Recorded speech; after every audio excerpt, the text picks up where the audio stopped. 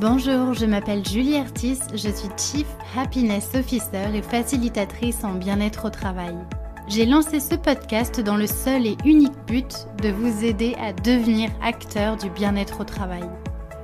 Au travers des épisodes, je vous partage ma vision, des conseils pratiques, des expériences pour vivre le travail de façon plus positive. Je vous emmène aussi à la rencontre de personnes qui ont décidé de faire du bien-être au travail leur mission au quotidien. Elles vous partageront leurs clés pour créer un monde du travail plus humain. Enfin, Génération CHO, c'est aussi un podcast qui vous permettra de découvrir le passionnant métier qu'est celui de Chief Happiness Officer, bien loin des clichés du bonheur au travail que l'on voit souvent dans les médias. Génération CHO, c'est un podcast que je publie tous les mardis et vous retrouverez toutes les notes de l'épisode sur mon site julieartis.com. Pensez à vous abonner pour ne pas rater les nouveaux épisodes. Et si vous venez juste de me rejoindre, alors bienvenue! Je vous invite à écouter l'épisode 0 où je me présente un peu plus en détail. Dans ce podcast, mon but est vraiment de vous donner de l'énergie et vous inspirer à passer à l'action. Alors, prêt à faire partie de la génération de ceux qui choisissent le bonheur au travail ? Installez-vous confortablement pour l'épisode du jour, c'est parti! Bonjour à tous et bienvenue dans un nouvel épisode du podcast Génération CHO.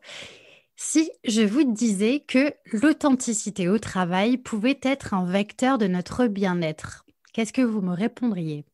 Ça pourrait sembler un petit peu contradictoire d'être soi-même, d'être pleinement authentique dans un lieu comme le travail où les normes et la conformité sont les règles de bien travailler ensemble. Et pourtant, l'authenticité a toute sa place dans le monde du travail. Et on va parler de ça avec François Barbet, mais pas que. Bonjour François. Bonjour Julie. Alors, merci beaucoup d'être avec moi sur ce podcast aujourd'hui. Alors, François, tu es sophrologue, tu es coach professionnel et le fondateur de Just Because.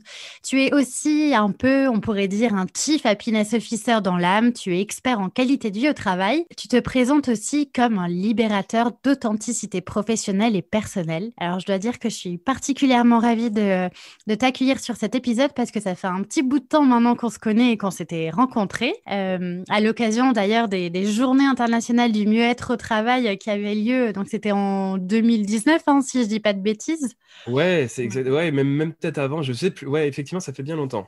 Un petit coucou à Stéphane Guiguin qui nous écoute Oui. peut-être, qui est l'organisateur des GMAT. En tout cas, voilà, ça fait un moment qu'on voulait échanger. Du coup, je suis hyper contente aujourd'hui de te donner la parole sur ce sujet de l'authenticité à la fois professionnelle et personnelle. Mais avant qu'on rentre un petit peu plus dans le sujet, est-ce que tu pourrais peut-être te présenter en quelques mots, nous raconter ton parcours et nous expliquer qu'est-ce qui t'a donné envie à un moment donné de t'impliquer sur ce sujet de la qualité de vie au travail, de créer ton entreprise Just Because et aussi de t'investir de plus en plus sur ce sujet de l'authenticité.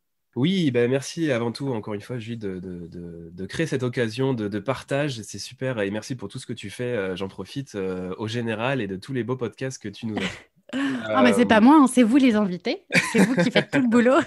Bon, en tout cas, merci de créer cet espace. C'est vraiment c'est super, Merci. super agréable. Donc oui, moi qui je suis en quelques mots. Donc je suis François. À l'origine, je vais pas retracer toute ma vie, mais ce qui est important de savoir sur moi, c'est que je suis de formation ingénieur et ingénieur agronome. Voilà, j'avais fait mes études à AgroParisTech pour ceux qui connaissent, et je suis donc formé au ce qu'on peut appeler les sciences du vivant. Et plus particulièrement, je me suis formé à la nutrition. Voilà, je suis éducateur en équilibre alimentaire, en fait, en éducation nutritionnelle. Du coup, voilà, j'ai toujours été passionné. Ça, c'est vraiment quelque chose qui est très ancré en moi par la nature, par le vivant et donc l'humain. Et du coup, vous allez me voir venir. Mais ça a toujours été très, très ancré en moi de comprendre comment fonctionnait le vivant d'un point de vue biologique, voilà, les molécules, les organes, comment on vit, en fait, qu'est-ce qui fait qu'on vit, etc., etc. Et au fil du temps, j'ai voulu élargir un peu ce côté biologique en allant comprendre toujours plus l'humain et le vivant d'un point de vue psychologique, d'un point de vue émotionnel, et d'un point de vue corporel. C'est pour ça que je suis devenu aussi sophrologue caïcédien. Caïcédien, ça veut dire que c'est de la méthode d'origine qui a été inventée par Alfonso Caicedo. Et je suis devenu aussi coach professionnel. Pourquoi la sophrologie ? Parce que ça, à mon sens, c'est une méthode, mais il y en a plein de super méthodes pour ça, mais C'est une méthode de relaxation et de développement de la conscience de soi, justement, pour apprendre à revenir à soi, aux sources, à l'essentiel, reprendre conscience de son corps, de ses pensées, de ses besoins, de ses émotions, apprendre à les apprivoiser et toujours mieux se connaître et justement toujours plus se connecter au vrai qui nous compose, c'est-à-dire notre corps biologique et nos émotions, nos pensées, etc. Ensuite, coach, ça manquait juste pour moi un petit peu d'action, on va dire, et de mise en mouvement. C'est pour ça que j'ai voulu aussi me former au coaching professionnel qui pourrait se résumer à l'art de mettre en mouvement ou l'art de faire réussir, d'aider à réussir les individus et les collectifs. Et c'est pourquoi voilà, je me suis formé à ça aussi pour aider à faire faire avec plein d'outils. Donc travailler sur l'être, mais aussi sur le faire. Et une petite chose aussi non négligeable, et je vais faire le lien avec l'authenticité déjà par ça, c'est que depuis tout petit, je suis passionné de sport et notamment d'arts martiaux. Je suis judoka. C'est quelque chose que m'a inculqué mon père et qui était aussi très familial, hein. Même ma sœur aussi faisait du judo, on faisait tous un peu du judo. Et le judo et ses valeurs orientales, son code moral, ses valeurs de courage, de politesse, de maîtrise de soi, des choses qui étaient vraiment écrites sur les murs. Et donc je fais déjà des petits liens avec l'entreprise. C'était des choses qui étaient écrites sur les murs et qui étaient très puissantes pour moi en tout cas, et des choses qui m'ont vraiment forgé depuis tout petit, de compétition en compétition. J'ai beaucoup déménagé depuis tout petit. Moi, j'ai jamais vraiment eu un point fixe, des amis fixes, on va dire, ou en tout cas, voilà. Ce qui m'a vraiment forgé, c'était ce point commun du judo et les valeurs orientales, ces valeurs martiales qui m'ont construite. Et du coup, déjà à l'époque, je remarquais que ces valeurs n'étaient pas toujours respectées. C'est-à-dire qu'on avait en compétition du judoka qui était là pour faire de la gagne, pour faire de la, voilà, pas de la boucherie entre guillemets, mais qui était là Mhm. pour gagner, avec cet esprit un petit peu destructeur, à mon sens. Et du coup, moi, ça m'avait déjà touché à l'époque, depuis tout petit, ce désalignement entre moi, je fais du judo par rapport aux valeurs que ça représente. Forcément, j'ai envie de gagner, j'adore la compétition, c'est en moi aussi. Mais j'ai un aspect aussi, moi, très, très authentique qui me dérange dès que justement je ressens du désalignement chez quelqu'un ou dans une situation. Et du coup, voilà, c'était né un petit peu comme ça, une petite graine qui s'était semée. Et lors de mes premières expériences professionnelles, justement, en sortie d'école, ça m'avait tout de suite, comme une claque dans la figure, marqué ce désalignement qui pouvait exister entre les valeurs personnelles d'une personne, ce que j'ai vraiment envie de faire, ou en tout cas ce en quoi je crois tout simplement le matin quand je me lève, et ce qu'on me demande de faire, ce qu'on me demande parfois, voilà, des décisions qu'on me demande de prendre, des positions qu'on me demande de défendre. Et du coup, de fil en aiguille, je me suis rendu compte, après justement différentes claques et différents clashs, que j'avais envie de moi-même, j'ai dû faire cette quête de l'authenticité à un moment, ce que j'appelle moi la voie de l'authenticité, c'est-à-dire revenir aux sources, et j'expliquerai un peu plus après, savoir qui je suis, redécouvrir qui je suis, comment je veux être avec les autres, qu'est-ce qu'une relation à l'autre, et finalement aussi ma relation au monde et à l'univers, hein. Si on va plus loin, Mhm. j'en parlerai juste après. Donc voilà, ce qui m'a amené aujourd'hui à créer Just Because, c'est-à-dire voilà, sortir un petit peu du système de l'entreprise, mais qui me plaît beaucoup quand même, mais pour aller justement diffuser un peu cette parole et ce message de libérer vraiment la puissance de l'authenticité au niveau individuel, collectif et même universel. Ouais. Et puis, on se rend compte que quand on travaille finalement sur les sujets de qualité de vie au travail, même si ça concerne le collectif, la question de l'individuel, enfin, je ne sais pas ce que tu en penses, mais c'est quand même une question de premier plan. Et je pense qu'il est nécessaire d'accompagner les salariés sur la connaissance de soi avant tout, au-delà de peut-être travailler sur l'aspect collectif des choses. Qu'est-ce que tu en Exactement. penses? C'est une super belle question et tu résumes vraiment déjà le pied à l'étrier de ma vision, c'est ça. C'est effectivement pour moi, qu'est-ce que l'authenticité? Justement, quand on parle de l'authenticité, quand on tape parfois même sur Google authenticité au travail, on trouve souvent justement il faut être soi, sincère, dire la vérité, bas les masques, on montre qui on est à 200%. Moi, c'est pas du tout ça tel que l'authenticité telle que je l'entends, c'est à mon sens plus fort, plus profond. C'est-à-dire que pour moi, il y a trois niveaux de travail de l'authenticité au travail. D'une part, justement, comme tu l'as très bien souligné, une authenticité que je caractérise de personnelle. C'est-à-dire que tout part de soi. Voilà. Si on n'aime pas bien au travail, tout part avant tout de soi. On peut en vouloir à un tel ou au boss ou ce qui se passe, certes, peut-être qu'il y a des choses à régler, mais tout part avant de quelque chose qui se passe dans moi. Est-ce que moi, je sais qui je suis? Il faut que je revienne, que je me reconnecte à ce qui fait de moi un être exceptionnel, unique, reprendre conscience de mes zones de grandeur, de mes zones d'ombre, ce qui me motive, ce qui me fait vibrer au quotidien. Voilà, c'est vraiment, pour moi, c'est ça l'authenticité personnelle, c'est se réaligner avec soi, parce qu'aujourd'hui, on vit trop souvent à côté de ses ses pompes, on est aligné sur les besoins de d'autres personnes, sur les besoins d'un business, d'une entreprise. Et en ce moment, avec le Covid, c'est pas évident parce que forcément, les chefs d'entreprise ont une vraie anxiété parce qu'ils doivent justement se concentrer sur le business et laisser le bateau à flot. Ce qui peut malheureusement, sans le vouloir, de manière involontaire, les pousser à abandonner justement un petit peu l'essentiel de revenir à l'authenticité de chaque individu qui, en ce moment, ont peut-être d'autres soucis et d'autres besoins que de soucier que du business. Et justement, voilà. Donc, et effectivement, après, c'est s'orienter vers une authenticité que j'appelle relationnelle. Donc là, c'est revenir au fondement même de nos rapports aux autres, développer la communication positive, la bienveillance telle qu'on entend beaucoup, mais vraiment sincèrement, l'empathie, faire des feedbacks positifs ou pas positifs, mais en tout cas les faire de manière constructive, développer vraiment l'intelligence collective émotionnelle du groupe. Et moi, je rajoute une troisième strat, c'est l'authenticité, ce que j'appelle universelle. Certains d'autres pourraient dire spirituelle, mais en tout cas, moi, c'est qu'est-ce qui nous rattache toutes et tous, qu'est-ce qui est vrai, qu'est-ce qui est vrai et qui nous relie toutes et tous, c'est que nous sommes des êtres vivants, nous sommes une espèce humaine sur cette terre. Donc on a toutes et tous une responsabilité déjà envers soi-même de prendre soin de son corps biologique qui demain, s'il s'arrête, tout s'arrête. Là, vous pouvez avoir tous les tracas possibles du monde au travail. Si votre cœur arrête de battre demain, vous n'aurez plus de soucis à vous faire sur tout le reste. C'est vraiment reprendre soin de son corps, de la façon dont on s'alimente, dont on dort, etc. Et aussi éveiller cette conscience de la planète, de la nature, qui je sais aussi t'est très chère, Julie. Oui. C'est au travail, c'est éveiller la conscience un peu naturelle des entreprises, penser l'entreprise comme une entité vivante à part entière, constituée de plein de cellules vivantes, qui sont les hommes et les femmes qui la composent. Et voilà, penser un peu plus synergie avec la nature, et on peut se parler de RSE, d'environnement, de responsabilité, tout ça. Donc voilà en gros ma vision de l'authenticité telle que moi je la définis. Ouais, c'est super intéressant. Ça me fait penser au sujet de la permaculture aussi, qui a été amenée aussi dans le monde du travail avec la permaculture d'entreprise et qui nous amène aussi à voir les choses sous vraiment un angle systémique, global, où chaque élément est relié à l'autre et ne peut pas vivre l'un sans l'autre, en fait. Et je te rejoins, c'est hyper intéressant ce que tu dis sur le fait que d'abord, il y a ce réalignement déjà avec soi-même, mais aussi prendre conscience qu'on fait partie d'un plus grand tout.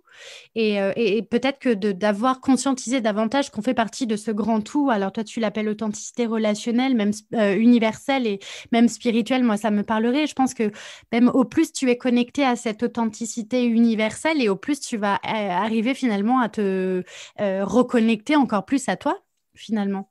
Exactement. Mais voilà, moi, c'est complètement ça. Et justement, tu dis, on pourrait parler de spirituel, choses comme ça. C'est vrai que parfois, c'est pas forcément, et même le discours que je peux avoir aujourd'hui, parfois, peut-être, ne peut pas forcément parler à tous les dirigeants. Moi, ce que j'ai envie de dire, pour parler peut-être plus avec des mots crus ou concrets, parfois, c'est qu'à mon sens, la posture la plus performante, que ce soit la posture performante pour un individu, c'est-à-dire trouver son seuil d'hyper-performance, c'est-à-dire atteindre tous ses objectifs avec un maximum de plaisir aussi et de sens.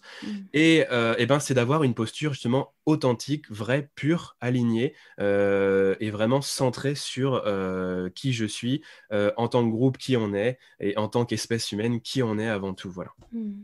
Et je trouve qu'en plus, cette crise, moi j'ai l'impression qu'elle nous a justement poussé à nous réaligner davantage avec nous-mêmes, puisque moi, tu vois, en accompagnant pas mal de gens sur le sujet de la qualité de vie au travail et du métier de Chief Happiness Officer, les gens ont plus envie de vivre des vies professionnelles qui soient pas en phase avec ce qu'ils sont vraiment et ce pourquoi ils vibrent finalement, tu vois. Et je trouve, je rebondis sur ce que tu disais tout à l'heure par rapport à l'authenticité au travail et le fait que, par exemple, les dirigeants, on s'attend à ce qu'ils soient comme ça ou comme ça et du coup, ils vont devoir se mettre dans des moules. Et c'est pareil d'ailleurs pour les salariés. Hein. On a tous tendance à vouloir être dans des schémas préconçus, à se dire que il faut rentrer dans des cases, il faut rentrer dans des moules qui, pour la plupart d'entre nous, ne nous conviennent pas du tout. Et finalement, quand on se déconnecte de ça, quand on veut à tout prix à ressembler à quelque chose d'autre que soi-même, c'est là finalement où on va plus du tout être engagé, motivé dans son travail, on va plus du tout être aligné en fait avec tout ce qu'on fait. Ouais, complètement. Et je rebondis sur le confinement que tu disais à l'instant. Effectivement, moi, le premier, ce confinement a été vraiment une étincelle pour beaucoup de personnes, que ce soit au niveau individuel ou même collectif ou de dirigeants, de prise de conscience. Et moi, le premier, pourquoi je le dis? Parce que moi, en tant que chef d'entreprise, qu'auto-entrepreneur, comme tout le monde, il y a eu des énormes coups durs, il y en a encore aujourd'hui. C'est un contexte énormément énergivore et difficile et très challengeant et éprouvant vraiment. Moi, en tant que sportif, vraiment, je le vis comme justement un marathon ou quelque chose vraiment de très éprouvant. Tout le monde le vit différemment, mais et ce confinement justement a été une grosse claque où on s'est dit finalement, on a eu une occasion d'un moment mettre un peu un arrêt sur image sa vie, bah, notamment professionnelle, et on s'est dit attends, qu'est-ce qui s'est en train de se passer dans ma vie en gros, et des gens ont vraiment se sont retrouvés face à des grosses questions bah tiens, j'ai le temps maintenant de penser un petit peu à moi. Qu'est-ce que j'ai vraiment envie? Est-ce que finalement ce quotidien me plaît? Voilà. Et des dirigeants aussi ont eu des prises de conscience parfois de se dire oh là là, quelle direction je suis en train de donner à mon entreprise? Est-ce que les gens sont vraiment bien, etc. D'autres n'ont rien changé. Et là, on est en plein dans le sujet de la résilience. Voilà, soit on s'adapte à son environnement, soit on s'y adapte pas. Et malheureusement, c'est aussi l'évolution, la sélection naturelle, pour parler d'un terme un peu cru, mais qui est biologique et phylogénétique, je dirais même. C'est que effectivement, ceux qui ne s'adaptent pas à leur environnement sont voués malheureusement à disparaître. Et en ce moment, c'est hyper changeant. On a besoin de développer notre capacité d'adaptabilité à mort. Et justement, voilà, pour continuer à trouver du sens, pour moi, ça va te pair à s'adapter. Et s'adapter à quoi? À toujours l'environnement et ses besoins, justement, son authenticité. Ouais. Et du coup, Bah, voilà. Donc, ouais. je pense que, enfin, ouais, pour moi, tu vois, l'authenticité, ce serait vraiment être en accord entre ce qu'on est et ce qu'on fait, et avoir une sorte de concordance, d'alignement finalement entre sa personnalité et puis l'expérience qu'on va vivre aussi sur son lieu de travail et dans sa relation avec les autres. Et je trouve que d'ailleurs, tout ce qu'on vit, c'est assez ironique parce qu'on est en plein, on doit tous porter le masque, etc. Alors que justement, quand tu parles d'authenticité, moi, la première chose à laquelle je pense, et c'est une expression que tu as évoquée tout à l'heure, c'est de se dire, bah, les masques, Oui. soyez vraiment vous-même. Et c'est vrai qu'il y a cette espèce de paradoxe en ce moment où on est tous à porter des masques. Et pourtant, c'est ô combien important et essentiel plus que jamais en ce moment d'être pleinement authentique pour arriver à se réaligner et à se réinventer pour être résilient finalement face à toute cette crise, quoi. Oui, et effectivement, et là, je vois venir potentiellement justement ceux qui parfois pourraient dire oui, mais bah, les masques, pas avec n'importe qui, pas n'importe quand, pas Mm. n'importe où. C'est pour ça que je disais que j'avais pas forcément cette définition-là pure. Oui. Pour moi, c'est certes, il faut, quand je dis bas les masques, c'est déjà bas les masques avec soi-même. Mm. C'est-à-dire que moi, je ne me mens pas à moi-même, je prends le temps de m'écouter, c'est ce que je fais avec la sophrologie, que ce soit en entreprise ou au cabinet, sur Bordeaux. J'offre cette parenthèse aux gens où je leur dis, mais de quoi avez-vous besoin? Écoutez-vous, apprenez à réécouter votre corps, vos émotions. Qu'est-ce que vous ressentez en ce moment au travail? Qu'est-ce que vous avez envie? C'est tout bête comme question, mais combien de chefs d'entreprise prend le temps, ou de managers, hein, prend le temps avec ses N-1, ses équipes, de simplement leur poser cette question en ce moment, de quoi as-tu besoin? Pour moi, ça, c'est à la base de reconnecter à l'authenticité de chacun. C'est-à-dire que je suis pas en train de te dire qu'est-ce que tu pourrais faire pour moi, je suis en train de te dire qu'est-ce qu'on pourrait faire l'un pour l'autre. Et ça, c'est la base de la co-responsabilité, c'est la base pour moi de justement l'intelligence émotionnelle, de l'assertivité aussi, voilà, toutes ces relations aux autres et à soi. Donc oui, et pour moi, la qualité, on parle beaucoup effectivement de qualité de vie au travail, de bien-être au travail, de bonheur au travail. Il y a beaucoup de débats sur le vocabulaire, sur qu'est-ce qu'on devrait faire, pas faire. Moi, j'ai envie de dire, il n'y a pas une recette miracle de la meilleure qualité de vie au travail. Ce que j'aurais envie de dire, c'est que il y a autant de qualité de vie au travail qu'il y a finalement d'équipes et d'individus. Donc, avant de bâtir une politique QVT voilà, de mettre en place des actions de bien-être au travail, c'est se demander de quoi mes équipes ont besoin. Peut-être qu'on parle souvent du baby-foot, du cliché du baby-foot, tout ça. Ben peut-être que parfois c'est bête, mais peut-être qu'il va y avoir une équipe où il y aura déjà plein de choses de régler, de mise en place au niveau communication, et il manquera juste peut-être une petite cerise sur le gâteau, parfois, de créer un lieu de loisirs et de baby-foot. D'autres équipes, effectivement, ce sera la dernière chose à faire parce que il y aura, avant de faire un beau séminaire d'équipe, avant de faire un beau truc de team building, il y aura énormément de sujets. Je l'ai encore vu récemment dans une entreprise, par exemple, avant justement d'essayer de souder une équipe, il faut peut-être s'intéresser au niveau individuel, que peut-être qu'il y a quelqu'un qui est en souffrance, quelqu'un qui qui va pas bien, qui est justement désaligné, et vous pourrez bâtir les meilleurs buildings que vous voulez si les fondations sont pas bonnes, s'il y a une des fondations qui est rouillée et qui est prête à casser, ça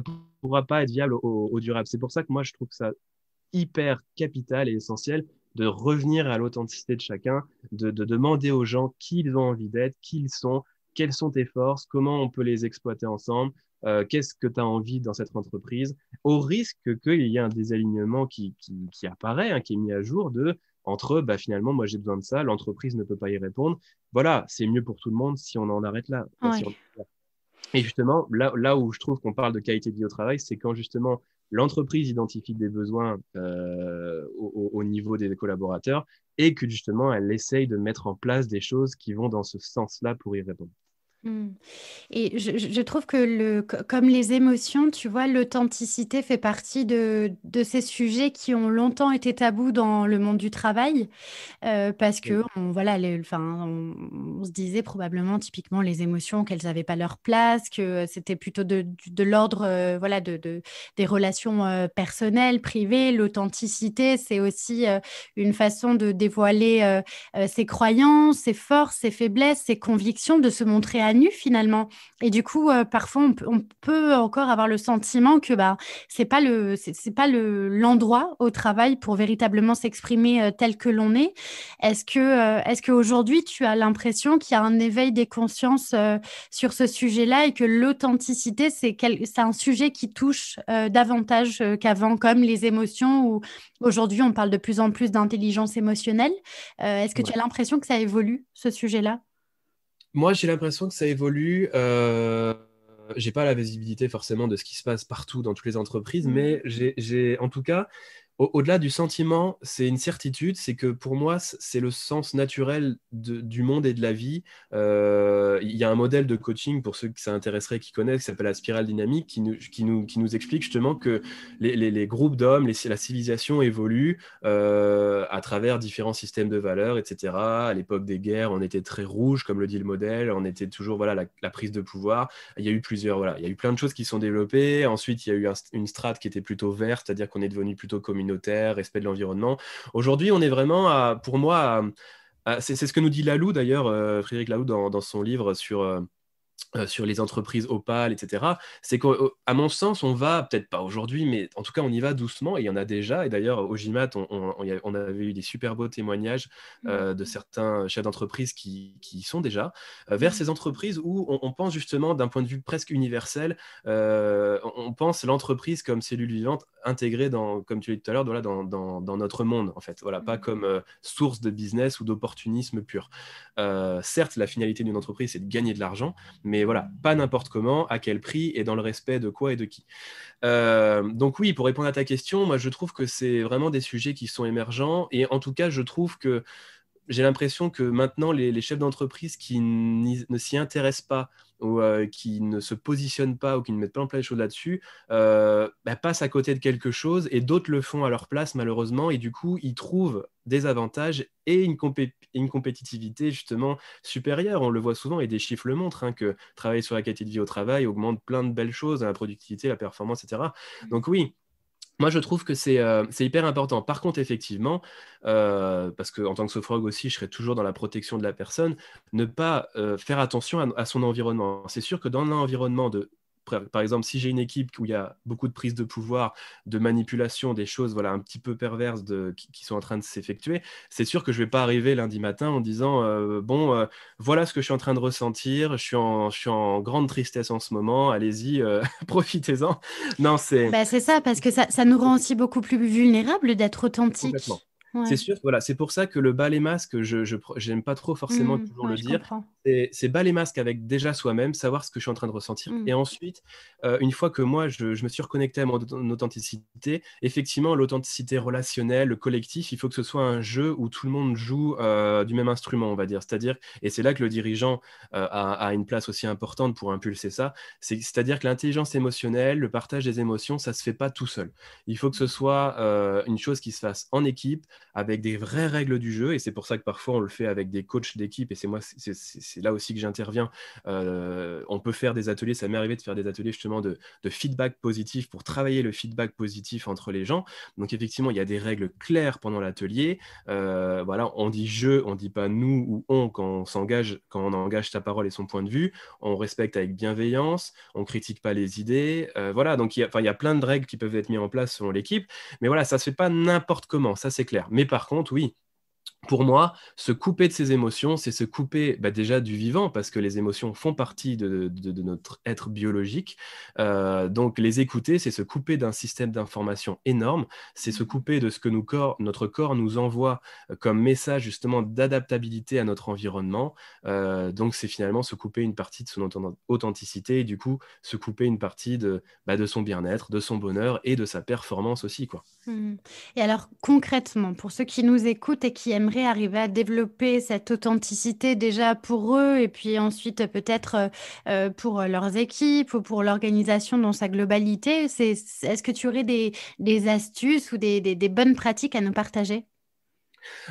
Pour reprendre un petit peu le schéma hein, de cette voie de l'authenticité personnelle, relationnelle, universelle, pour moi, tout part de soi. C'est-à-dire que si aujourd'hui, alors ça dépend du positionnement qu'on prend, là, si on se met dans la peau d'un collaborateur qui n'est pas forcément hyper bien en ce moment au travail, ou alors d'un dirigeant qui aimerait bien se positionner là-dessus, dans tous les cas, que ce soit pour son équipe ou pour soi-même, c'est vraiment se reconnecter à soi et vraiment explorer sa connaissance personnelle. Ça, il y a plein de choses possibles. Effectivement, la sophrologie, et pour moi, parce que je suis sophrologue, je vais défendre cette méthode-là aujourd'hui, mais la sophrologie, comme la méditation, des choses comme ça, est un super bon vecteur pour justement se reconnecter à ce qui est en train de se passer dans notre tête, dans notre cœur, dans notre esprit, dans notre corps, pardon. Voilà, écouter peut-être des douleurs que je peux avoir en ce moment, réapprendre à écouter mes pensées parasites, mes préoccupations, comment les maîtriser, mes peurs, mes peurs de la prise de parole, mes peurs du jugement des autres, voilà, toutes les peurs qu'on peut avoir aussi, et aussi ces émotions, se reconnecter à ce que je suis en train de ressentir là, comment je me sens en ce moment au travail, voilà. Pour ceux qui connaissent l'intelligence émotionnelle, c'est s'intéresser à qu'est-ce que nous dit la colère, qu'est-ce que nous dit la tristesse, Mmh. qu'est-ce que je peux mettre en place justement pour gérer ces émotions-là. Ensuite, voilà, c'est s'intéresser à tout son système de valeurs. Ce confinement, comme on le disait tout à l'heure, a justement été une amorce de ces réflexions-là que personne prenait. Beaucoup, en tout cas, de nombreuses personnes ne prenaient pas le temps de faire. C'est quoi que j'ai envie de défendre au quotidien? C'est quoi mes grandes valeurs, les grandes choses importantes pour moi dans la vie? Certaines personnes se sont rendues compte que finalement, voilà, elle est passée complètement à côté de la famille, alors que c'était hyper important pour elle. Et du coup, voilà, il y a eu ces prises de conscience de je dois me recentrer sur ma valeur famille, sur mon équilibre vie pro, vie perso, et du coup faire des choix, et etc. Et du coup, faire des choix, c'est quoi? C'est savoir reconnaître quel est mon besoin, savoir l'exprimer avec assertivité. Il y a plein d'outils, là, encore une fois, la communication non violente, des choses comme ça. C'est Mmh. arriver à trouver des moyens de connaître mes besoins, connaître mes valeurs et surtout de les exprimer aux autres, de les faire parler, de les faire vivre en termes d'action, de nouveaux choix de vie, de nouveaux choix de carrière. Et même au travail, ça ne veut pas forcément dire faire exploser son boulot, changer de boulot, me reconvertir demain. Mmh. Dès demain, sur mon lieu de travail, je peux décider de me connecter et de faire vivre mes valeurs, mon authenticité. C'est se reconnecter à sa raison d'être. C'est quoi ma grande mission de vie, ce que j'ai envie de défendre. Mais c'est aussi travailler son efficacité professionnelle. Ça peut être plein de choses comme ça. Et le relationnel, c'est pareil, c'est en équipe. Créer des moments pour favoriser l'écoute active, favoriser encore une fois la communication non violente, favoriser la coopération. Et ça, il y a plein d'outils, de jeux, de coaching d'équipe, des choses qui peuvent être super intéressantes à mettre en place. Mmh. Voilà. Et pour l'aspect universel, c'est vrai que se connecter à son corps biologique, pour développer cette authenticité biologique, comme j'aime bien l'appeler, c'est se sensibiliser à l'équilibre nutritionnel, à la RSE, qu'est-ce que je peux faire à mon échelle, si c'est dans mes valeurs, encore une fois, hein, pour Mmh. protéger la planète, pour mieux dormir, voilà, prendre soin de mon corps, en fait, prendre soin de soi, toujours dans un souci de performance, d'hyper-performance, pour parler un petit peu comme le langage du flow aussi, de Mmh. la courbe du flow, c'est trouver ce juste équilibre entre exploiter mes ressources personnelles et m'adapter à un niveau de challenge de l'environnement qui m'est idéal pour que je m'éclate, quoi. Et donc, il y a un travail hyper important à faire sur la conscience de soi-même déjà et Oui. d'apprendre, de prendre le temps de s'observer, de faire cette phase d'introspection qui va être hyper importante pour, comme tu le disais, travailler sur les besoins et les valeurs. Et peut-être que au travail, ça peut être intéressant justement si on arrive à mettre le doigt sur les besoins qu'on doit nourrir et les valeurs sur lesquelles euh, qu'on a besoin de vivre au quotidien, s'interroger du coup sur quel type d'action dans mon quotidien professionnel je peux mettre en place pour nourrir ces besoins et ces valeurs, à la fois individuellement et collectivement. Ça, je pense que c'est des cheminements importants et ça coûte pas grand-chose en termes de budget, c'est juste un peu de temps et de matière grise finalement, hein. Exactement. J'ai envie de déculpabiliser que ce soit les collaborateurs ou les chefs d'entreprise. C'est pas des choses simples à faire. C'est Mhm. pas quelque chose qui va s'improviser du jour au lendemain. Hop, ça y est, tout le monde va pouvoir partager, s'écouter. C'est un travail d'une vie pour moi. Mhm. Et c'est pour ça que souvent, quand je parle d'authenticité, moi, je la définis comme trouver le courage de revenir à ce qui est vrai, ce qui est juste, trouver la juste posture qu'il faut pour respecter soi-même, les autres, le monde. Et c'est pas simple, c'est un vrai combat. C'est pour ça que je parle de courage. Et en tant que judoka, c'est important pour moi de parler de ça, de combat et de courage, parce que c'est un combat que moi-même je mène tous les jours. C'est pas parce que je suis sophrologue ou voilà, coach ou je suis voilà, en tant qu'intervenant du bien-être au travail ou au personnel, que c'est facile pour moi, que moi c'est quelque chose d'inné. Non, parfois on me dit, parfois je peux être énervé ou stressé, ah mais toi t'es sophrologue, tu devrais pas stresser. Mais justement, pour moi, être connecté à son authenticité, c'est savoir que même en tant que moi de sophrologue, je peux avoir aussi des sources de stress, mais c'est savoir les écouter, les reconnaître, s'adapter, revenir sur une situation où peut-être on n'a pas agi de manière adéquate, de manière juste envers les autres, envers le monde, etc. Et savoir se remettre en question. Et c'est un travail du quotidien. Mais celui qui ne fait pas ce travail de remise en cause, d'alignement constant, de réalignement constant avec son environnement, avec les autres, etc. C'est là pour moi où justement on ne peut pas parler de qualité de vie au travail authentique et on est juste dans du paraître, je suis en train de reboucher les trous du bateau alors qu'il faudrait que je répare ma coque, etc. Donc Mhm. c'est un peu ça l'idée. Et donc, bon, tu l'as évoqué, être authentique au travail, mais aussi au-delà. Alors déjà, au travail, ça a de nombreuses vertus, hein. Déjà, on est bien mieux dans ce qu'on fait au quotidien, mais on est aussi, on fait son travail finalement en pleine santé et avec efficacité. Et finalement, si on est aussi authentique de façon générale dans sa vie, je pense on se sent pleinement aligné, beaucoup plus en paix. Peut-être on se sent serein intérieurement parlant, hein, par rapport à tout ce qu'on vit.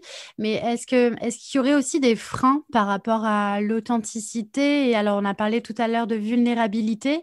Est-ce que ça peut être dangereux d'être authentique? Peut-être, je pense aux personnes qui auraient du mal à faire ce travail d'introspection et qui, du coup, sentiraient un désalignement à un moment donné. Est-ce que ça peut être inconfortable, en fait, de faire ce travail d'authenticité?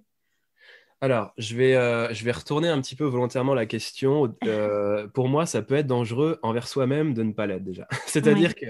que, non, mais voilà, je joue sur les mots, mais Mm. je dis dangereux, c'est pas forcément un mot faible, un mot fort, parce que, effectivement, certaines personnes bah, que je vois en cabinet ou que voilà, j'ai rencontrées dans ma vie sont arrivées à un tel point de désalignement, mais justement inconscient, parce que forcément, et c'est un des freins, justement, c'est que souvent on a le nez dans le guidon, on a peut-être aussi besoin de sécurité financière, peut-être pas que c'est peut-être pas le bon timing pour penser à soi, parce qu'effectivement, il y a de l'argent à faire rentrer, le job, pour l'instant, c'est pas le moment de penser si je suis bien au travail, parce qu'effectivement, voilà, faut ramener l'argent au travail, à la maison. Donc voilà, effectivement, mais j'ai vu des personnes qui étaient arrivées à un tel désalignement inconscient qu'effectivement, c'est là on peut parler de burn-out, d'explosion en vol, voire de brown-out, tu connais sûrement ce terme aussi. Voilà, Mm. c'est l'équivalent burn-out. Mais justement, quand on perd plutôt du sens et finalement on se rend compte du jour au lendemain qu'on ne sait même plus pourquoi on va travailler, pourquoi on fait ça. Et le burn-out, c'est plus, on va dire, un épuisement corporel, physique, mental, parce que justement, je fais trop de choses, j'ai une charge mentale qui est trop énorme. Donc effectivement, ça peut être dangereux. Après, oui, ne pas faire.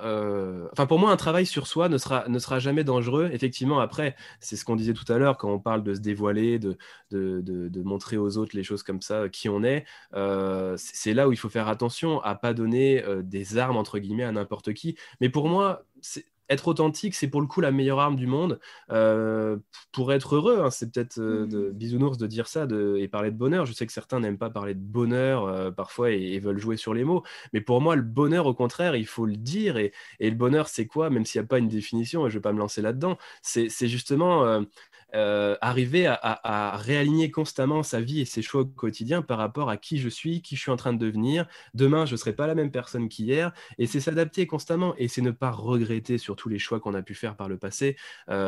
Pour moi, tout est une d'histoire de vie, de chemin, de direction prise. Et au jour d'aujourd'hui, et pour demain, et dans 5 ans, 10 ans, 15 ans, qui vous avez envie d'être, qu'est-ce que vous avez envie de faire. Et c'est là justement qu'il faut poser les choix et décisions, petit pas par petit pas, pour aller vers cette vision que vous avez envie de dessiner de vous-même. Cette meilleure vision, cette vision idéale de vous-même. Et justement, en parlant de définition, est-ce que pour toi, une des définitions de la qualité du travail, ça pourrait être justement d'être authentique envers soi-même et avec les liens qu'on nourrit avec les autres? Effectivement, voilà, moi, ça résume tout ce qu'on vient de se dire. Pour moi, c'est ça justement appliqué dans l'univers du travail. C'est pas forcément voilà, organiser des trucs à droite à gauche. Ça en fait partie et c'est des choses super importantes, notamment des missions des CHO et tout, des Chief Happiness Officers.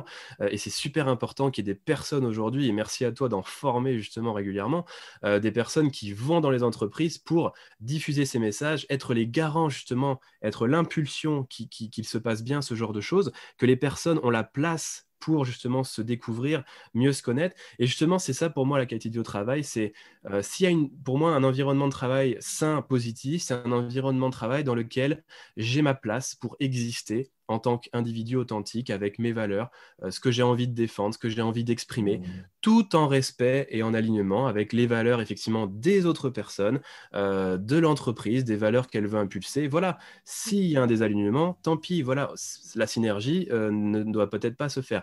Mais c'est trouver les ponts, et en tant que chef d'entreprise, mon avis, c'est ça le bon premier pas à faire pour mettre en place une politique QVT durable et authentique, c'est justement donner la place aux gens d'exister, donner la place aux gens d'être pleinement ce qu'ils sont, tout en expliquant ses propres besoins en tant que chef d'entreprise, les besoins pour l'entreprise, voilà, pour le business.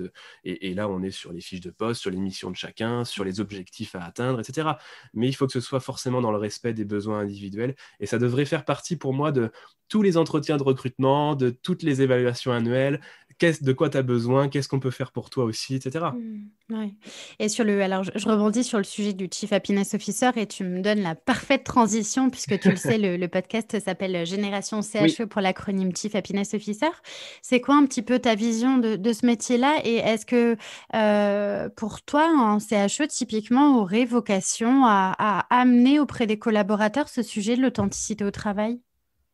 Oui, pour moi, ces personnes justement sont capitales aujourd'hui et c'est vrai qu'il y a beaucoup de débats, il y a beaucoup ouais, c'est un métier, un terme, une tendance qui a fait beaucoup débat, notamment au moment où c'est apparu. Mais pour moi aujourd'hui, c'est essentiel, c'est juste qu'il faut retravailler effectivement. Il faut avoir une vision claire de ce dont on est en train de parler quand on parle de CHO. Il faut que ce soit clair dans la vision du dirigeant. Effectivement, comme dans tout métier, il y a de tout et rien dans le milieu du bonheur au travail des CHO, forcément. Et ça a été aussi un gros clash dans ma tête au moment du confinement, parce qu'au moment du confinement, on a vu exploser justement plein d'opportunisme aussi sur ce marché du bien-être au travail. J'avais fait un post une fois qui était intitulé du bonheur dans le business ou le business du travail. On en est où? C'est-à-dire qu'on a vu que le bonheur, c'était devenu un vrai business où certains en tiraient un opportunisme, justement, où pour moi, c'était vide, il n'y avait pas du tout d'authenticité. Et ça m'a fait vraiment dire, mais est-ce que ça vaut le coup d'aller là-dedans? Je me suis remis en cause à un moment. Et finalement, oui, je me suis dit, oui, il faut y aller, il faut continuer à former des gens, mais à les former bien et justement qu'ils aillent défendre ça. Et justement, l'authenticité, pour moi, ça peut être demain les garants et justement des garants permanents, parce que la différence peut-être moi où j'ai rejoint complètement l'univers des CHO, mais je ne suis pas permanent dans une entreprise, disons, mais c'est-à-dire qu'il faudrait qu'il y ait toujours une personne qui soit garante du respect des individus, des respects des besoins de chacun, que chacun puisse être écouté, et souvent c'est le cas, mais on écoute, on entend plus qu'on écoute. C'est-à-dire que, ouais, ok, on laisse un moment la liberté de parole, mais après, derrière, on ne le transforme pas l'essai, on n'en fait rien, on ne met pas forcément en place des choses. Et ces personnes-là sont l'impulsion et l'énergie dont peuvent avoir besoin les dirigeants, parce que justement, ils n'ont peut-être pas le temps, l'énergie, même s'ils ont l'envie, de le faire. Donc, il faut déléguer au maximum. J'ai connu des dirigeants qui avaient vraiment envie, ou en tout cas c'est dans leur ADN de faire du bien-être, mais c'était pas forcément eux, ils n'étaient pas forcément à l'aise ou n'avaient pas forcément les skills pour le faire. Et du coup, il ne faut pas hésiter à déléguer, parce que parfois, par ego, on peut se dire non, j'ai pas envie d'avoir une personne sur ça, ou voilà, ou d'engager des frais là-dessus, mais c'est tellement beau tout ce qu'on peut en recueillir en fait et recevoir. Et alors, est-ce que toi, aujourd'hui, François, tu arrives à vivre le travail avec authenticité? Alors, alors justement, c'est marrant que tu dis ça, parce que bah, en toute authenticité, moi, il y a pas très longtemps, notamment avec le dernier trimestre 2020, ça n'a pas vraiment été facile pour moi. Mm. Ça n'a pas vraiment été du tout facile parce que justement, je me suis rendu compte que j'avais mon besoin d'authenticité naturelle, de reconnexion comme ça à ce qui était vrai à la nature, qui était vraiment bafoué, qu'on écrasait et je l'ai très mal vécu. Et effectivement, au travail, ben, je me rendais compte que pendant ce confinement, on parlait beaucoup de bien-être sur les réseaux, tout ça. Et je me suis même à un moment auto-saturé de ce sujet-là en me disant, non, non, mais là, il y a trop justement de choses qui... on voit trop de choses qui vont dans tous les sens, qui justement sont pas forcément authentiques. Donc, plutôt que de m'aligner un moment comme j'avais tendance à le faire sur, tiens, ben, on parle de ça, je vais parler de ça, tiens, ben, je vais faire ça, je vais faire pareil. À un moment, je me suis dit stop, stop, stop. Si je veux parler d'authenticité demain, faut que je fasse un gros point. Donc, effectivement, à un moment, je me suis coupé et, euh, et je me suis recentré sur moi-même et fait ce travail, justement, déjà, et je le fais encore, de quoi j'ai envie, c'est quoi mes besoins, de me repartir de moi-même pour petit à petit me rouvrir aux autres et me reconnecter un peu plus à l'univers. Donc oui, j'essaye, j'aspire à vivre le travail de manière authentique, c'est-à-dire dans le respect de qui je suis, de qui je veux être, dans le respect de qui veulent être les autres, et dans le respect de bah, notre monde hein, et ce qu'il sera dans X années, quelle trace j'ai envie de laisser et quelle contribution j'ai envie d'y faire. Voilà, mais c'est encore une fois, c'est un combat de tous les jours. Et il y a des jours sans, des jours avec, des jours où peut-être bah, il y a une des branches de l'authenticité que je travaille moins et j'essaye de redresser le tir plus tard. Voilà, c'est pas un travail perfectionniste, c'est un travail pour moi humaniste. Mais d'ailleurs, tel que tu l'exprimes, je trouve que là, de confesser, par exemple, la vulnérabilité que tu as ressentie au moment du confinement, etc., c'est une forme d'authenticité. Enfin, c'est clairement un message d'authenticité, là, ce que tu exprimes. Et je pense que savoir parler de ses faiblesses et en être presque aussi fier que de ses forces, je trouve que c'est un cheminement hyper intéressant. Et c'est que la vulnérabilité, on a tendance à la voir un peu comme la petite chose qu'il faut cacher, dont il ne faut pas parler, alors qu'au contraire, enfin, moi, je le vois vraiment comme une force. Et aujourd'hui, on parle beaucoup de leadership authentique dans les organisations. Et les leaders les plus charismatiques et les plus inspirants, ce sont au contraire des leaders qui savent faire preuve de vulnérabilité et qui osent l'exprimer auprès de leurs équipes. Et c'est quelque chose d'hyper important. Ça nous montre qu'on est tout simplement humain. Et enfin, je trouve que là, ton témoignage, enfin, c'est un exemple magistral de ce qu'est l'authenticité finalement. Bah, en tout cas, je te remercie. Moi, c'est pas tous les jours facile non plus d'en parler. Je suis pas un grand. On a tous des profils différents hein, en termes de partage d'émotions ou pas. Je suis pas non plus celui qui parle toujours de ses émotions, moi, ou qui les exprime constamment. Mm. Encore une fois, c'est pour ça que je dis que c'est surtout important de les écouter en soi, pour soi déjà, avant tout. Ouais. Hein, quand je parle d'authenticité, c'est déjà faire un travail avec soi-même, discuter avec soi-même, pas avoir peur d'être un peu schizophrène parfois dans le sens où je l'entends, bien sûr. Mm. De parler un petit peu avec soi, c'est très positif. Mais voilà, bah, effectivement, pour moi en tout cas, occulter ce qu'on ressent, occulter une partie de soi et d'un moment d'un coup dur qu'on a pu avoir, c'est occulter finalement ben, voilà, une partie de sa personne, une partie de sa vie. Et du coup, c'est se couper d'une richesse d'informations, d'une richesse d'apprentissage aussi. Moi, j'ai appris beaucoup de choses avec ce confinement, j'en apprends encore beaucoup et c'est ce qui se passe chez beaucoup de personnes et j'espère chez beaucoup de leaders aussi.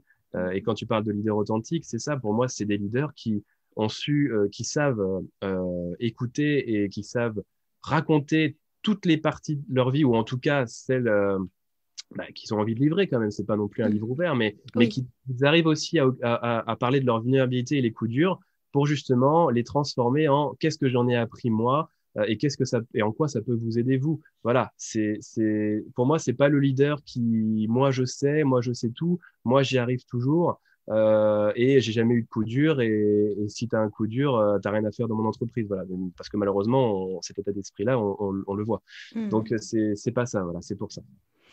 C'est tellement juste et c'est vrai que moi j'ai l'impression que si on aspirait tous à plus d'authenticité, enfin déjà notre relation avec nous-mêmes serait déjà beaucoup plus simple et puis notre relation avec les autres. Et je pense qu'aujourd'hui plus que jamais, on a besoin d'être à l'écoute de ce sujet de l'authenticité, d'autant qu'il y a de nombreuses personnes qui traversent de vraies détresses psychologiques aujourd'hui dans le monde du travail, Oui, enfin même de façon globale. Et je pense que être à l'écoute, tout à l'heure tu parlais d'écoute active, c'est quelque tu disais qu'on a tendance à entendre mais pas vraiment écouter. Et c'est vrai que c'est hyper important de savoir développer ces relations authentiques et d'être aussi là pour les uns et les autres et d'aider ceux qui en ont le plus besoin. Est-ce que moi je pense beaucoup à la communication non violente, c'est typiquement un outil qui oui. peut aider aussi pour développer tout ce sujet de l'authenticité.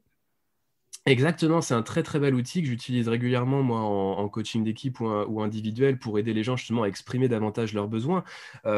Et c'est un formidable outil pour cadrer justement la relation qu'il peut y avoir. Ça s'utilise en gestion des conflits, certes, mais Mm. pour moi ça peut s'utiliser justement en même gestion des non-conflits, en gestion tout court des relations. Mm. C'est-à-dire que cet outil-là, en deux mots, c'est vrai que il nous dit quoi? Il nous dit prendre conscience de ce qui est en train de se passer dans la relation, c'est-à-dire qu'on ne cherche pas à trouver un coupable ou à accuser quelqu'un en particulier. Déjà, on regarde ce qui se passe, parce que pour moi, dans toute relation, c'est une confrontation. Et j'aurais envie de dire une complémentarité, mais souvent aujourd'hui, c'est plutôt vu comme une confrontation de vision du monde, de vision de système de valeurs, de besoins, d'attentes. Et ça peut être appliqué dans les vies de couple et tout, hein, on le voit au quotidien. C'est que chacun, à un instant T, a un besoin, une attente pour soi-même et vis-à-vis de l'autre. Et du coup, c'est savoir exprimer dans une situation, voilà, il se passe ça, moi j'ai besoin de ça. Et ensuite, quand chacun a partagé, voilà, moi j'ai besoin de ça et toi tu as besoin de ça, qu'est-ce qu'on met en place pour arriver à répondre aux besoins de chacun? Et c'est ça l'assertivité. C'est une expression que j'aimais bien, qu'on m'avait, que Pascal Maché, si elle nous entend, sur Bordeaux, m'avait présenté quand je m'étais formé au coaching à l'époque. C'est il faut être ni paillasson ni hérisson, c'est-à-dire ne pas écraser ses besoins, laisser les autres écraser ses propres besoins, mais en même temps ne pas non plus aller agresser les autres et imposer ses propres besoins au risque de ne pas respecter les autres. Donc c'est ça la Mm. communication non violente, c'est trouver et en tant que leader, il faut créer au maximum ces sphères, ces moments d'échange, de communication non violente entre les gens pour arriver à ce que tout le monde s'y retrouve, tout le monde arrive à faire vivre ses besoins, à respecter ses besoins.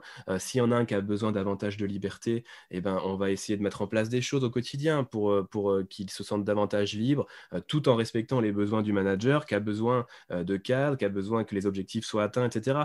Et là, je fais un énorme lien avec le télétravail. Mm. Justement, le télétravail a été autant source de clash, notamment les entreprises, parce qu'on avait des leaders parfois qui, justement, télétravail était synonyme, croyance même justement de je fais ce que je veux à la maison, je vais pas travailler, je vais pas atteindre des objectifs, donc perte de chiffres, etc. Et la boîte va couler, quoi. Il y en a qui allaient jusque-là. Donc non, et on l'a vu, heureusement, ça a démontré que dans la plupart des cas, ça marche bien. Parce que justement, là, de toute façon, c'était un besoin un peu imposé, hein, vu la situation, mais Mm. je parle hors Covid. Certains ont besoin de liberté, de davantage peut-être travailler chez eux, etc. Et du coup, sont en souffrance de trop être dans le présentéisme du travail. Donc il faut arriver à trouver comme ça les valeurs et les besoins de chacun pour mettre en place des choses. Et le monde va vers ça, dans tous les cas, on le voit bien. Et la génération qui arrive, qui est en plein dans la quête de sens, qui est dans la quête de liberté, c'est énorme. Donc les entreprises qui vont pas aller dans ce sens-là vont se prendre des claques dans la figure de fou. Donc Oui, voilà, c'est ce que j'allais te demander, c'est quoi un petit peu ta vision du futur du travail par rapport à tout ce qu'on est en train de vivre? Est-ce que tu penses qu'on va un peu retourner dans nos travers d'avant, où il y a quand même une prise de conscience générale et les gens, alors même si on l'a un peu évoqué tout à l'heure, où je te disais qu'il y a quand même eu des prises de conscience là depuis le début de la crise sanitaire sur les reconversions et le fait que les gens ont envie de vivre des vies professionnelles plus alignées. Comment tu vois l'après, toi, dans le travail et au-delà? bah alors, tout dépend après à quelle échéance on se parle, mais dans tous les Mm. cas, je pense que on peut pas dire que demain, voilà, le travail, ce sera ça, demain, ce sera ça. Mm. Je pense que il y a plein de visions en cohabitation du monde du travail. Par contre, effectivement, ce qu'on peut dire, donc, c'est qu'il y a une nouvelle vision qui a commencé déjà à émerger et qui continue à muter et à évoluer, justement, de cette vision du travail qui, pour moi, sera vue comme on casse la hiérarchie, dans le sens il y a plus il y a plus vraiment de relations hiérarchiques, il y a plus vraiment il y a simplement un objectif, des personnes avec des compétences, on met en lien ces compétences-là pour atteindre un objectif avec l'intelligence collective, tout ça. Il y a plein d'innovations managériales jolies qui sont en train de se mettre en place autour de ça. Donc voilà, pour moi, on va vers une vision vraiment universelle, systémique, vivante au sens d'être vivant de l'entreprise. Par contre, effectivement, pour moi, ça ne veut pas du tout dire que les autres disparaîtront et on aura toujours, et c'est pour ça que la spirale dynamique, encore pour celles et ceux que ça intéresse, sont un modèle très intéressant pour parler de ça. On aura toujours des entreprises paternalistes, familiales, on aura toujours des entreprises avec leurs rituels, leurs traditions un petit peu ancrées dans le marbre. On aura toujours des entreprises comme les associations, des entreprises qui seront pas forcément avec un gros but lucratif, mais qui auront d'énormes valeurs naturelles, planétaires, on défend la planète. On aura toujours des startups qui, comme pendant le confinement, arriveront toujours à des entreprises qui arriveront tout de suite, paf, à rebondir, à trouver une innovation, à rebondir sur ce qui est en train de se passer pour en tirer un maximum de profit et tout, etc. Donc, on aura toujours plusieurs modèles qui cohabiteront, mais à mon sens, demain, on va de plus en plus avoir cette vision au fil des années, des décennies, vivante de l'entreprise en termes justement on est des êtres humains avec des envies de plaisir, des quêtes d'identité, tout ça, et la pandémie nous l'a rappelé en pleine figure avec la génération qui arrive. Donc je pense que, par contre, effectivement, attention, c'est là où il y a toujours une zone de flou. Est-ce que tout le monde a envie de ça?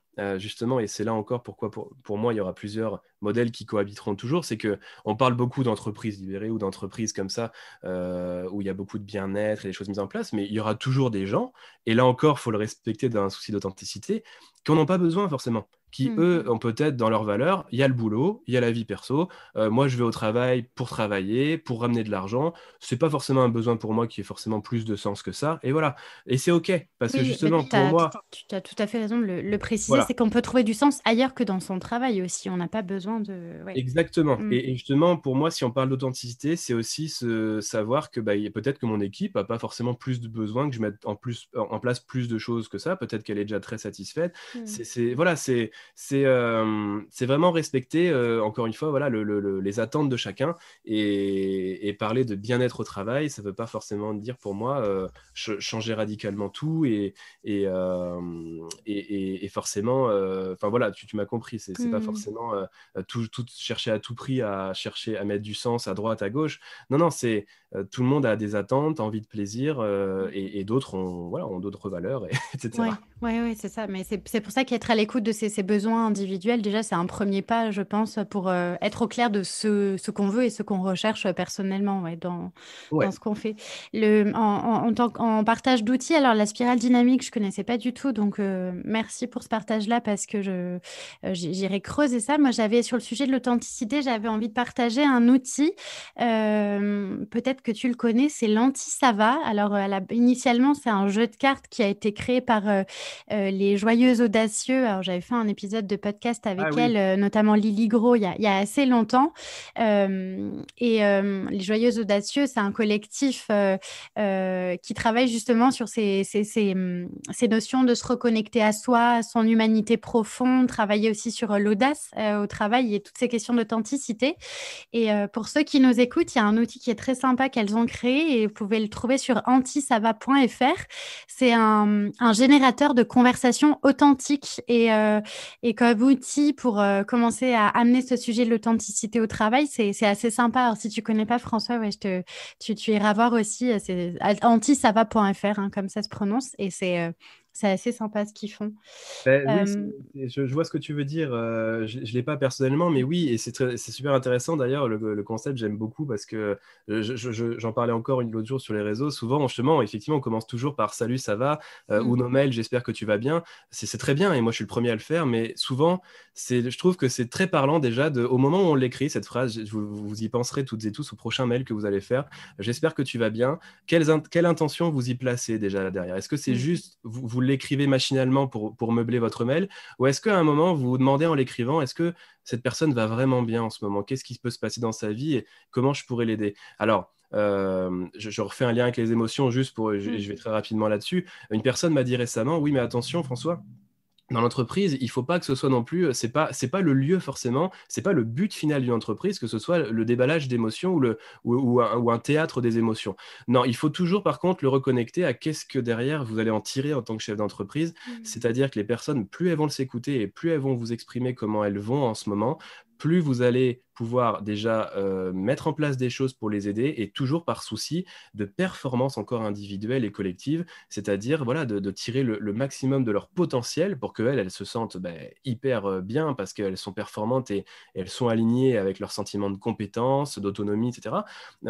Et vous, parce que vos objectifs professionnels d'entreprise sont atteints, quoi, vos objectifs de business sont atteints, etc. Voilà. Donc, je faisais juste une parenthèse sur le salut, ça va. La prochaine fois que vous le ferez, vraiment demandez-vous, quitte à changer un peu votre phrase, comment va vraiment cette personne. C'est clair, mais tu fais bien d'en parler, mais de la même façon qu'un bonjour, hein, finalement, quand on dit bonjour aux gens le matin, quand on arrive au travail, est-ce qu'on leur souhaite réellement et sincèrement une bonne journée, ou c'est un bonjour totalement automatique, sans même regarder les gens dans les yeux? Enfin, et c'est vrai que ça commence par ces petites phrases qui sont devenues hyper automatiques et dans lesquelles, finalement, il y a plus aucun sens, quoi, dans ce genre de tournure de phrases. Et revenir à de l'authenticité dans ça, c'est déjà pas rien. Ouais. Et c'est vrai qu'à contrario, parfois, certains me disaient, j'entends parfois quand je coach des gens, voilà, il m'a pas dit bonjour, c'est vraiment une personne détestable, etc. Mais c'est arrivé, l'intelligence aussi émotionnelle et l'authenticité, justement, relationnelle, c'est arrivé à dépasser le simple jugement pour se dire, voilà, il se passe quelque chose en ce moment entre nous deux, il m'a pas dit bonjour, qu'est-ce qui se passe? Plutôt que d'aller y mettre des hypothèses, je vais aller revenir à ce qui est vrai. Je vais encore essayer de faire cette voie de l'authenticité et encore du courage parce que c'est pas simple. Je vais aller voir cette personne et je vais aller casser ma croyance qu'elle est détestable parce qu'elle m'a pas dit bonjour en lui demandant concrètement, est-ce que tu vas bien? Alors, on va peut-être pas lui dire, oui, tu as oublié de me dire bonjour, c'est peut-être que ça va pas bien. Non, mais simplement lui dire, ça va, tout va bien en ce moment, comment ça se passe dans ta journée? Et peut-être aller être un investigateur, soyez un investigateur de ce qui se passe dans la vie des autres et ce qui se passe chez vous aussi. Voilà. Oui, et puis ça me fait écho au livre de Don Miguel Ruiz sur les 4 accords Toltec, dont un des accords, il ne prenez jamais rien personnellement. En fait, c'est ça, c'est potentiellement si on vous dit pas bonjour ou si on vous donne pas l'écho que vous attendez, c'est peut-être pas forcément, même pas du tout contre vous, c'est peut-être parce que la personne, personnellement, elle vit quelque chose de pas très bien avec elle-même, quoi. Donc là, c'est effectivement, comme tu le dis, juste faire l'effort d'être un peu curieux et d'aller s'intéresser à l'autre. Exactement. Et c'est ça pour moi l'authenticité aussi. Mais c'est pas ça. Et ça peut être appliqué dans tout. Même tout à l'heure, dans la prochaine heure que vous aurez écouté ce podcast, avec les premières personnes que vous allez voir en couple, dans votre famille et au travail notamment, parce que c'est le sujet du jour. Faites ce travail de pleine conscience, entre guillemets, c'est-à-dire coupez un peu le cours, et la sophrologie peut être bien pour ça, et la méditation aussi, coupez un peu court à ce qui est en train de votre discours intérieur et vos croyances, ce qu'on vous a inculqué peut-être socialement, etc., pour vous demander vraiment qu'est-ce qui est en train de se passer en ce moment dans la relation, qu'est-ce que cette personne attend de moi, de quoi elle a envie, demandez-lui, et beaucoup de choses peuvent déjà bien se régler, je trouve, en termes de qualité de vie au travail, si on faisait ce travail-là avec nos managers, les dirigeants, et d'autant plus si le dirigeant impulse cette dynamique d'écoute active et de mise en action aussi, hein. C'est pour ça que je travaille beaucoup sur l'être et le faire. C'est pas le tout de s'écouter et d'écouter les autres. Il y en a qui le font et c'est très bien, mais derrière, il faut passer à l'action. Voilà, j'entends que telle personne va pas bien. Qu'est-ce que j'en fais? Qu'est-ce que j'en fais de ce message? Voilà, j'ai une responsabilité maintenant que j'ai ça entre les mains. Qu'est-ce que je peux y faire à mon échelle? Voilà. Eh bien, ce sera le mot de la fin, je pense. François, merci pour tout ce partage-là. C'est hyper intéressant. Alors, moi, je m'étais noté sur ce sujet-là une citation de Brené Brown, qui est quand même, pour moi aussi, une personne ultra inspirante sur tous ces sujets de l'authenticité et de la vulnérabilité. Et du coup, elle dit que l'authenticité, c'est le courage d'être imparfait et de poser ses limites. Et voilà, je trouve que c'est tellement, tellement vrai. D'ailleurs, elle a une vidéo qui a fait je ne sais pas combien de vues. Elle a un TED Talk sur le sujet de la vulnérabilité et de l'authenticité que je vous encourage à aller voir. Qu'est-ce qu'on peut te souhaiter pour la suite, François? On peut souhaiter. Alors, ce serait un souhait collectif, je pense, hein, mais c'est que effectivement cette période évolue rapidement. Mm. On a beaucoup parlé de résilience, mais à mon sens, moi-même, j'essaye de plus forcément trop en parler parce que je pense que beaucoup de personnes ont mis beaucoup de choses en place pour essayer de rebondir, pour essayer voilà, d'affronter davantage le quotidien challengeant. Je pense que là, on peut souhaiter du plaisir et ouais, de se reconnecter au plaisir. Voilà, de se reconnecter au plaisir. Et forcément, encore une fois, toute authenticité, pardon, en tant qu'entrepreneur, moi, j'espère vraiment que pour tous les entrepreneurs que je connais, tout ça, on va pouvoir sortir un petit peu de cette période complexe, hein, mais je suis bien évidemment pas le seul. Je pense à plein d'amis artistes, à plein d'amis restaurateurs, choses comme ça. Je souhaite en tout cas un retour justement au vivant, que la nature reprenne un peu à sa place, qu'on revienne un petit peu à du positif et du plaisir, quoi. Eh ben, j'aurais pas dit mieux. Merci beaucoup, François. Merci à toi, Julie, en tout cas. On peut te retrouver sur LinkedIn, François Barbet. Bien sûr, je mettrai tous les détails en commentaire de cet épisode et puis aussi sur ton site internet justbecause-coaching.com. Encore un grand merci, François. Et puis Merci. pour ceux qui nous écoutent, j'espère que vous prendrez le temps d'appliquer tous les conseils que François vient de nous donner.